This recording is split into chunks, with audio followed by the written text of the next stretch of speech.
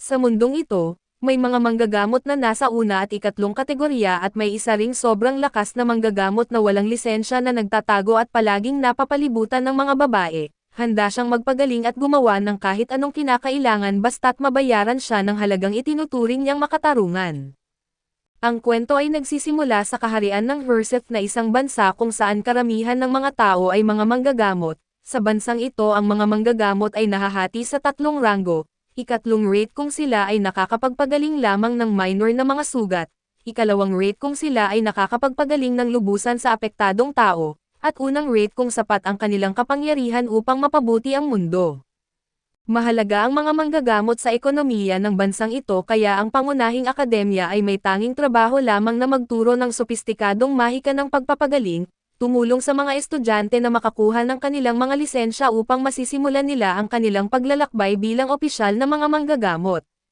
Gayunpaman sa mga sulok ng kahariang ito ay may mga nayon at mga slum kung saan hindi pa ipinakilala ang ganitong formal na edukasyon na ibig sabihin, ang mga tao roon ay walang lisensya para sa pag-practice ng pagpapagaling. Sa isa sa mga nayong ito nakatira ang ating bida na si Zenos at ang kanyang kapatid na elf na si Lily, na parehong nakikipaglaban para mabuhay sa kanilang hindi magiliw na buhay habang naninirahan sa isang sira-sirang bahay. Si Zenos ay isa ring manggagamot at bagamat wala siyang lisensya para sa practice ng pagpapagaling. Hindi ito naging hadlang upang hindi niya matulungan ang mga tao sa kanyang bayan na hindi kayang magbayad sa opisyal na mga manggagamot. Nagsisimula ang kanyang araw sa pamamagitan ng pagpapagaling ng isang tao sa kanilang bahay, at pagkatapos ay lumalabas siya para sa isang bahay bisita at iniwan si Lily na mag-isa sa sira-sirang barong-barong kung saan sabik siyang naghahanda sa pagluluto ng hapunan para sa kanyang kapatid. Ilang segundo lamang matapos umalis si Zenos at isang espiritu na nagngangalang Carmela ang biglaang dumalaw kay Lily. Nais matikman ang kanyang luto at ipinahayag din na siya ay kanilang kasama sa bahay at nais lamang batiin siya ng magandang umaga bago bumalik sa kanyang kwarto. Sa sandaling umalis si Carmela isa pang batang babae na nagngangalang Zaphia ang pumasok, tinatawag si Zenos at kasunod ni Lingga na nais din na gamutin siya ni Zenos base sa kanilang pag-uugali. Mukhang parehong may pagtingin sina Lingga at Carmela kay Zenos at huwag nating kalimutan ang nakababatang kapatid na si Lily na nagsumpa na balang araw ay magiging asawa niya. Gayunpaman habang nakaupo sina Lingga at Carmela ay biglang sumugod sa pinto ang isa pang babae na nagngangalang Lo. Inaangkin na dumating din siya para sa ilang pang-araw-araw na aliwan, hindi pa man nagsisimula ang kwento ay mayroon ng harem si kuya at habang sabik na nakaupo ang mga babae, patuloy na mahinahon na nagluluto si Lily para kay Zenos at tinanong ang mga babae kung balak ba nilang makikisalo sa hapunan mamaya. Nang sumagot sila ng oo ay natuwa si Lily at sinabing inaasahan niyang magbahagi ng pagkain sa grupo. Naalala ni Lily na kailangan niyang isampe ang labada at lumabas siya at sinabihan ang mga babae na bantayan ang palayok, subalit sa halip na magbantay ay kumain ang mga babae ng lahat ng nasa loob nito. Samantala si Lily ay lumabas para magpahinga habang nagsasampay ng mga damit at nakatulog habang iniisip si Zenos. Sa loob ay pinag-uusapan ng tatlong babae kung sino ang dapat sisihin sa pagkain ng hapunan ni Zenos, at nagplano silang magluto ng kaparehong pagkain bago siya bumalik. Gayunpaman ay nagising si Lily at may banta sa tono at hiniling niyang ipaliwanag nila kung bakit magulo ang kusina. Nagtangka ang tatlong babae na magpalusot at sinasabing masyadong komplikado ito para ipaliwanag, ngunit naaninag ni Lily ang kanilang mga kasinungalingan. Binigyan niya sila ng isang huling pagkakataon na sabihin ang katotohanan o harapin ang mga kahihinatnan. Si Zaphia ang unang bumigay sa ilalim ng presyon at inamin na kinain niya ang nilaga dahil mabango ito. Inangkin naman ni Lingga na kumilos mag-isa ang kanyang mga kamay at bibig. Habang si Loa na mas diretso ay walang inalok na palusot at basta na lamang pinuri ang pagluluto ni Lily, habang nagngingit-ngit sa galit si Lily at nagtataka ang tatlong babae kung paano sila makakalabas sa sitwasyong ito. Habang nagtuturuan ang mga babae at naging tungkol naman kay Zenos ang kanilang pag-uusap at nagsimula silang mangarap tungkol sa mga bagay na ipapagawa nila sa kanya pagbalik niya. Binanggit ni Lingga na magaspang ang balahibo sa kanyang buntot at nais niyang himasin ito ni Zenos, dahil madalas daw niya itong gawin. Hindi naman ito pinaniwalaan ni Loa na nagtalo na hindi kailanman magpasaya si Zenos kanino man maliban sa isang six-pack na bed mama katulad niya. Habang nagtatalo ang dalawa kung sino ang mas gusto ni Zenos, si Zaphia na tanging rasyonal at bahagyang baliw na beast girl ay pinatatahimik sila na sinang-ayunan ni Lily. Iniisip ni Lily na magagalit si Zenos kung makikita niyang nag-aaway sila. Ipinahayag ni Lily ang kanyang pag-asang magkasundo silang lahat dahil tunay niyang nais na magkakasama sila sa hapunan. Naintindihan ng tatlong Beast Girls ang damdamin ni Lily at doon ay humingi sila ng paumanhin sa kanya at nangakong tutulong sa paghahanda ng hapunan, ngunit wala nang sangkap si Lily para magluto ng isa pang batch at sa puntong iyon, bumababa si Carmela at nang malaman na kinain ng tatlong baliw ang lahat ay nagbanta siyang kukunin ang kanilang mga kaluluwa bilang parusa. Napagpasyahan ni Lily na patawarin sila sa kondisyon na dalhin nila sa kanya ang mga sangkap, masayang pumayag ang mga babae at nagmamadaling umalis upang takasan ang galit ng taong nagagalit. Pagkaalis nila ay umupo si Carmela kasama si Lily at pinayuhan siyang huwag maging masyadong madali sa mga ito dahil magdudulot lang sila ng gulo. Subalit iginiit pa rin ni Lily na makisama sa lahat at kasama na si Carmela na umaasa siyang maghahanda siya ng hapunan bago bumalik si Zenos. Samantala pauwi na si Zenos nang mapansin niya ang isang Beast Girl na nakakapit sa kanyang tiyan dahil sa sakit, hinayla siya ng isang mataas na noble sa buhok at sinermonan dahil sa pagtakas mula sa kanyang bahay na inihayag na siya ay kanyang alipin. Dinala niya ito pabalik sa sementeryo at ipinahayag ang kanyang pagkakasuklam sa isang demhuman katulad niya, sinabing ang isang marumi katulad niya ay nararapat lamang ilibing sa isang hamak na libingan. Sinaktan niya ito laban sa isang libingan nang biglang may madilim na aura na umangat mula rito at pumasok sa kanya nang hindi niya namamalayan na patuloy siya sa pagsipa dito. Habang kumikilos ng walang kontrol ay umatake si Teal sa Noble gamit ang kanyang mga kuko, ganap na walang kapangyarihan laban sa kanya at wala nang nagawa ang lalaki kundi tumakas sa kabaligtarang direksyon matapos siya na masugatan, sa pagtakas ay nakatagpo niya si Zenos sa daan.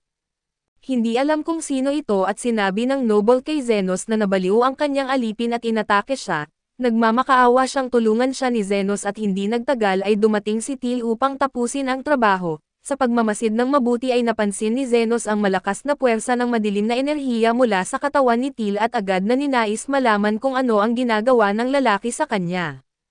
Sa pagtatanong ay inamin ng Noble na sila ay nagtatrabaho lamang sa pagsasaka at pagkatapos nito, hinikayat niya si Zenos na dalhin siya sa ospital dahil sa kanyang mga sugat, nag-alok pa siya na babayaran niya si Zenos kung maalis niya si Teal.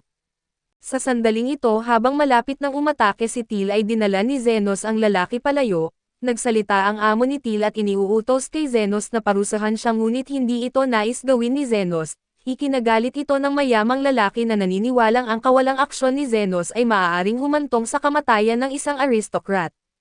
Hindi niya pinansin ang buhay ni Teal at sinasabing siya ay basta isang alipin na maaari niyang palitan anumang oras at nang marinig ito, tiniyak ni Zenos sa duwag na lalaki na pantay-pantay niyang pinahahalagahan ang bawat buhay. Ikinagalit ito ng amo na nais malaman kung sino nga ba talaga si Zenos.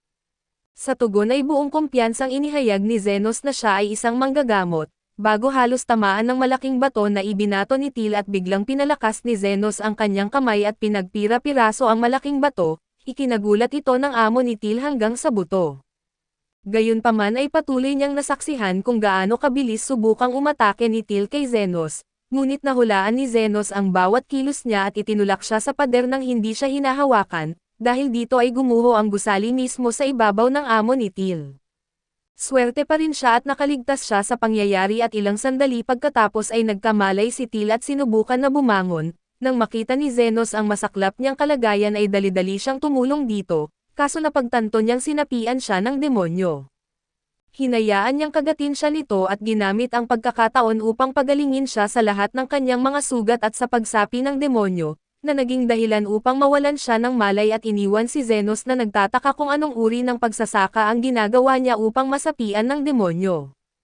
Hindi nagtagal ay pinagyabang niya na nag-api niya ang demonyo at habang nangyayari ang lahat ng ito, nanunood sa shock ang amo ni Teal ay lubos na kumbinsido na si Zenos nga ay isang tunay na manggagamot, dahil dito ay nakiusap siya kay Zenos na pagalingin ang kanyang mga sugat, ngunit binanggit ni Zenos na tapos na ang kanyang oras at hinimok siyang bumalik kinabukasan.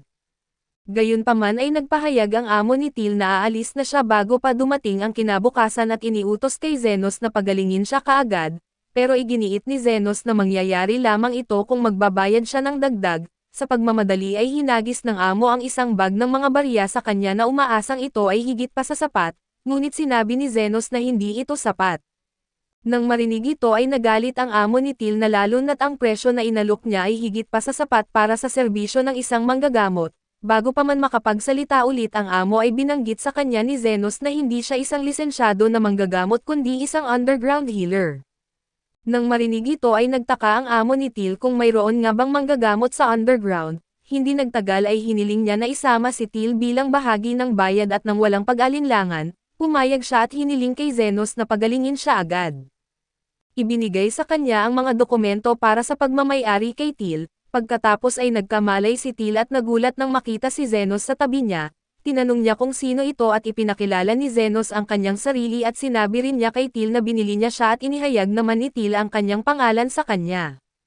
Bilang unang utos niya sa kanya bilang bagong amo at inutusan niya si Till na magsuot ng kanyang damit pagsilang, na ikinagulat ng husto ni Till dahil hindi niya maaaring suwian ang kanyang amo at napilitan siyang sundin ito.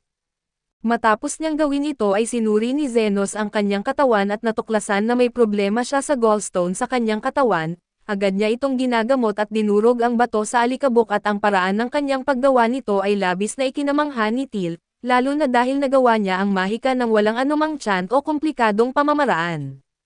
Bagaman patuloy na pinag-uusapan ito ni Till at doon ay nagtataka si Zenos kung bakit labis siyang natutuwa sa isang bagay na para sa kanya ay pangkaraniwan lang. Nagpasalamat siya kay Zenos sa pagpapagaling sa kanya at nagtanong kung paano siya makabawi. Nang hindi nag-aksaya ng oras at doon ay binanggit ni Zenos na mayroon siyang ipapagawa sa kanya, sa una ay inakala ni Till na nais ni Zenos na bumuo ng ilang balak kasama siya, ngunit ipinakita lamang niya ang pahina ng isang libro at hiniling na tulungan siya ni Till na hanapin kung ano ang nasa loob nito. Pagkaraan ng maikling panahon ay nakakita si Till ng ilang dahon at iniabot ang mga ito sa kanya at nang makita ito ni Zenos, labis siyang natuwa at pinasalamatan niya si Till dito at inalok siya ng kanyang kalayaan bilang kapalit, pinunit pa niya ang mga papel ng pagkaalipin ni Till at sinasabing nabayaran na niya ang pagligtas sa kanya. Bagamat masaya si Till sa pagiging malayang babae at wala siyang ideya kung ano ang gagawin niya ngayon, gayunpaman ay determinado siyang alamin ito at umaasa siyang magkakaroon siya ng pagkakataon na ipaalam ito kay Zenos kapag nalaman na niya. Nang marinig ito ay walang problema si Zenos dito at hiniling din niya na bumisita si Till sa kanya kung siya ay masaktan para magamot niya ng libre. Kinagabihan ay bumalik si Zenos sa kanyang bahay at sinalubong siya ng mga babae na tila masayang masaya sa kanyang pagdating, ilan sa kanila ay kakabili lamang ng ilang prutas at isda. Napansin pa ng isa sa kanila na tila nakakilala siya ng bagong babae subalit hindi ito pinansin ni Zenos at bago maghanda ng hapunan, nag-alok ang isa sa mga babae na gumawa ng itim na tsaa para sa kanilang lahat, at mukhang masaya si Zenos tungkol dito. Kaso dito muna matatapos ang recap natin sa bagong anime na ito, salamat sa inyong panonood hanggang sa muli.